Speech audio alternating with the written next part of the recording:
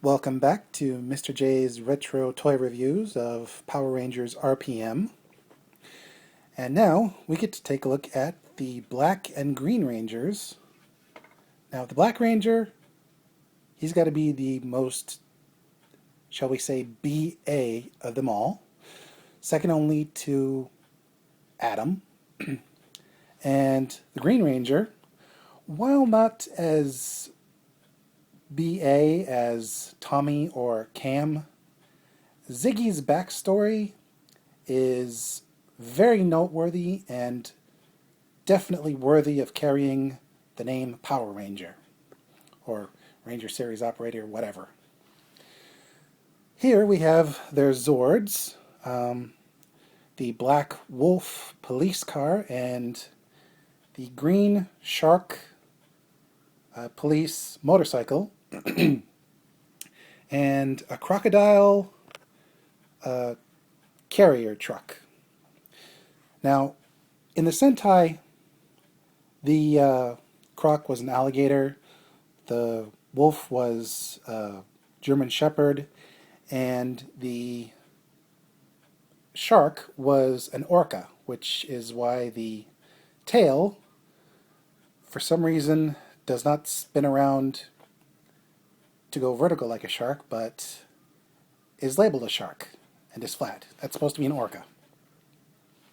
But they renamed the Zord because the wolf, the shark, and the croc are actually the same combination of Zords that the Lunar Wolf Ranger had in Power Rangers Wild Force.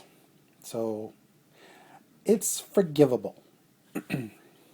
Now, let's get a close look at these puppies, starting with this puppy. It's your basic blaster mounted on a snout and a very lovely, if minimalist, paint job. I especially like the detail on the side, and you can definitely see that it was meant to be canine, so kudos to them. Then we get a three-wheel motorcycle, which rolls very well. They all roll very well. And the shark, quote-unquote, actually has a spin attack. Granted, it would have been cooler if it was some sort of wind-up deal, but that's actually a really cool feature. As for the croc carrier, it's a bit blocky, but doesn't look bad. As for the engine cell it came with, you only get the cell for the croc. If I had the cells for the other two, they go here and here. You just move the wheels out of the way and open up the back. It's actually pretty easy. As for the croc, or alligator, no, that was croc. You open up the mouth, slip the cell in, and that puppy's charged up. Speaking of charging it up, let's get to transformation. First, you split the croc in half, and you split the croc's back half in half to form legs. Fold down these two bits. Fold the legs or the feet forward like so. And now he stands because it's normal.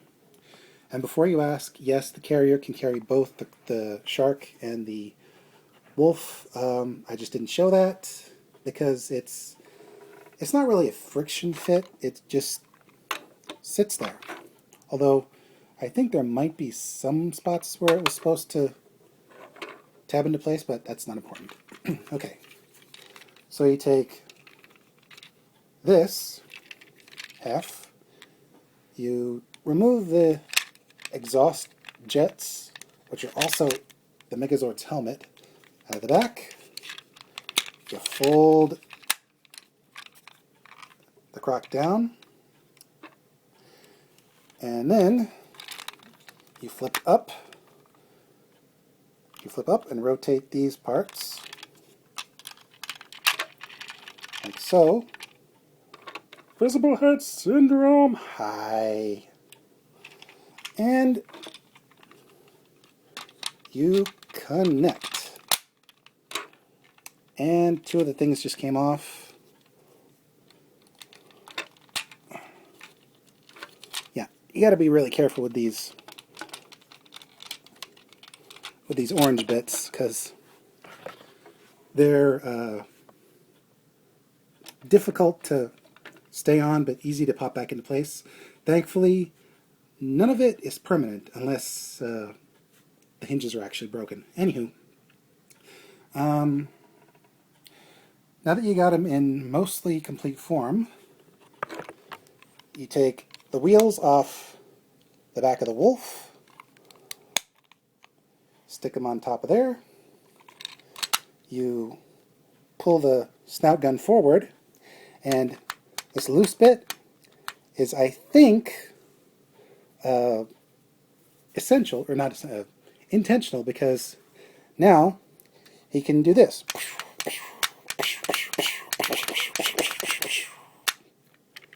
Because he's basically a gun. So anyway, you tab this into the shoulder, like so. The shoulders are a little loose, so they don't hold properly, but it still works. As for the shark, you rotate the fin, you split the wheels, rotate the back wheels so it looks more like a fist, and rotate the shark itself so it's in place. Almost forgot to mention the amazing paint job on this guy. Not to mention the crock, although some of that's just the color of the plastic. Anywho, you plug it into the other shoulder.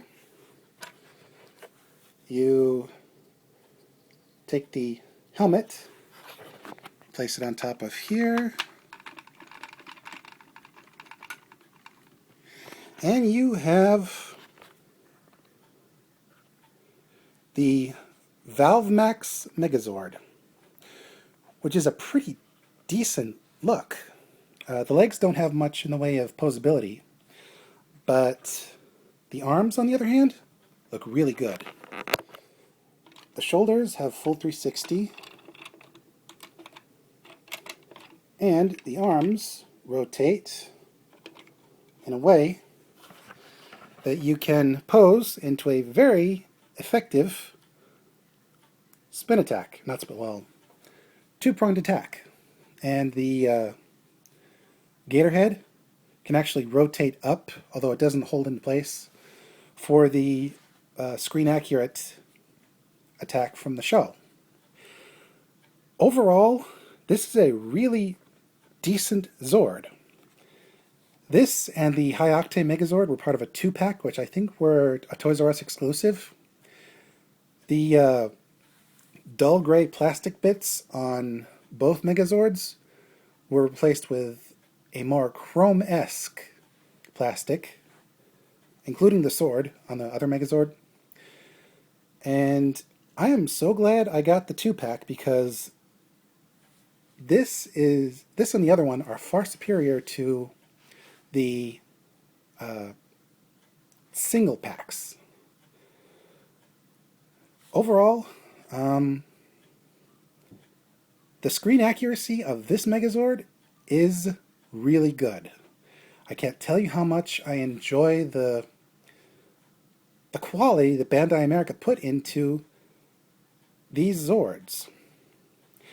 Stay tuned for their combination.